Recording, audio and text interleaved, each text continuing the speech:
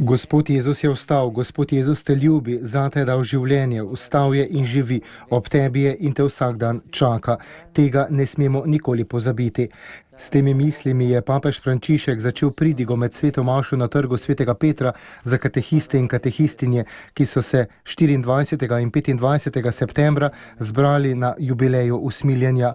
Med tem jubilejem katehistov in katehistin je bilo zaprošeno, naj se ne utrudimo postavljati na prvo mesto temeljno oznanilo vere, da je Gospod vstal. Ni bolj pomembne vsebine in nič ni bolj trdno kot ter aktualno. Vsaka vsebina vere postane lepa, če ostane povezana s tem središčem, če gre skozi njo velikonočno oznanilo, če se o sami izgubi smisel in moč. Poklicani smo vedno živeti in oznanjati novost Gospodove ljubezni. Jezus te resnično ljubi, takšnega kot si. Napravimo prostor, navkljub razočaranjem in ranam življenja mu dopusti možnost, da te ljubi, ne bo te razočaral.